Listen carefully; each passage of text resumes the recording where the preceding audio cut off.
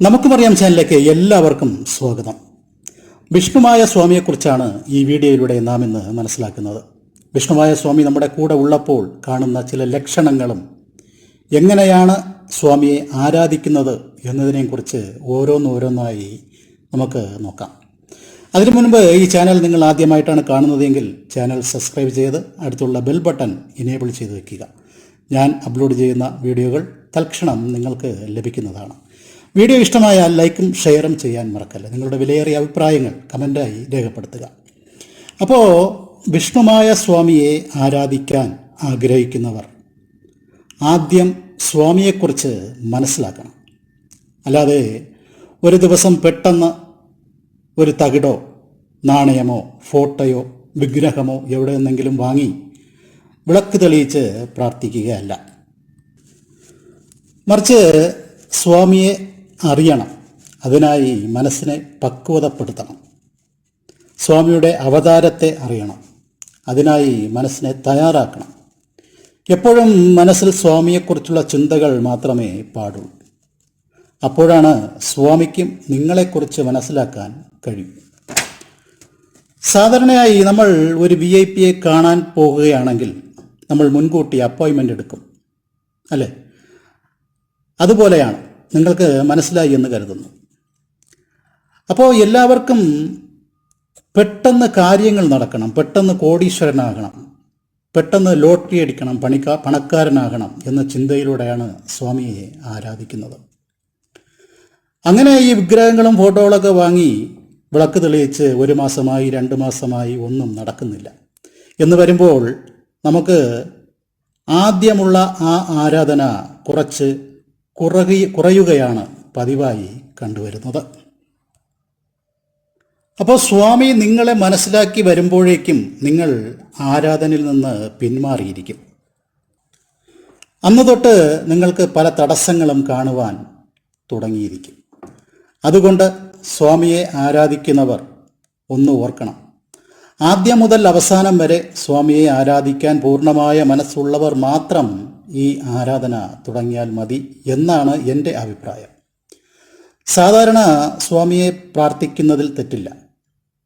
പക്ഷേ വെച്ചാരാധിക്കുന്നവർ സ്വാമിയെ ഒരു കുട്ടിയെപ്പോലെ കൊണ്ടു നടക്കണം എന്നതാണ്. അപ്പോൾ എങ്ങനെയാണ് സ്വാമിയെ ആരാധിക്കേണ്ടത് എന്നതിനെക്കുറിച്ച് നമുക്ക് നോക്കാം.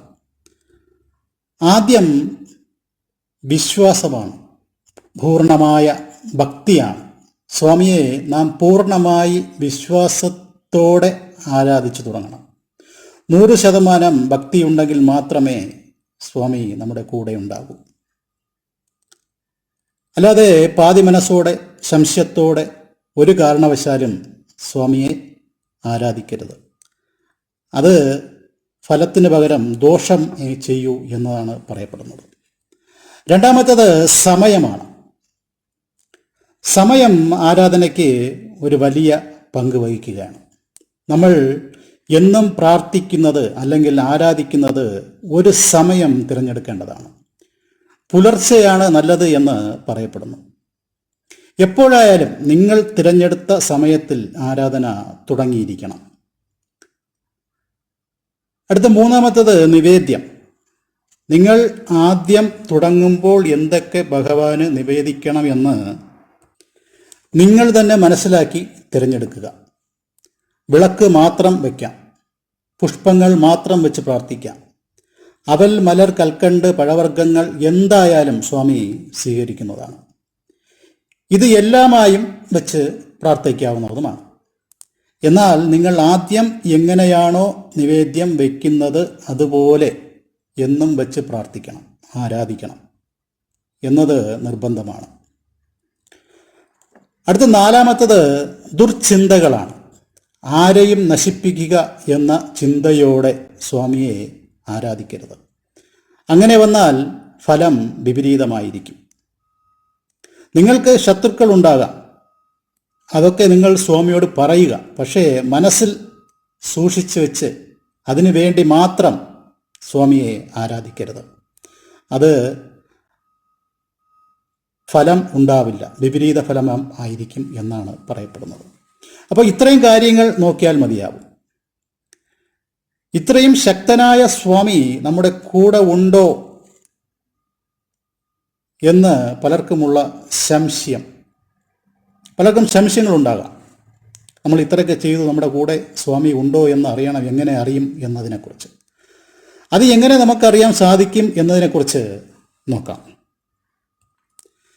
നിങ്ങൾ വിളക്ക് വെച്ച് ആരാധിക്കുന്ന സമയത്ത് ഗവിളി ചലയ്ക്കുക, നിങ്ങളുടെ ദേഹം കോരി ചിലർക്കുക, ആരോ നിങ്ങളുടെ പിന്നിൽ നിൽക്കുന്നത് പോലെ തോന്നൽ, അതുപോലെ നിങ്ങൾ ആരാധിക്കുന്ന സമയം ചിലപ്പോൾ നിങ്ങൾ ഉറങ്ങിപ്പോയാൽ അല്ലെങ്കിൽ എന്തെങ്കിലും ജോലി തിരക്കുകൾ ഉണ്ടായാലോ നിങ്ങളെ ഏതെങ്കിലും തരത്തിൽ ഓർമ്മപ്പെടുത്തുക.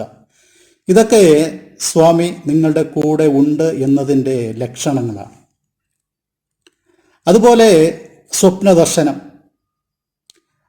സ്വപ്നദർശനത്തിൽ പോത്തിന് മുകളിൽ ഭഗവാൻ ബാലകനായോ അല്ലെങ്കിൽ കർഷകൻ പോത്തുമായി വരുന്നത് പോലെയോ കണ്ടാൽ ഉറപ്പിച്ചോളൂ, സ്വാമി നിങ്ങളുടെ കൂടെ ഉണ്ട്. ഇതൊക്കെ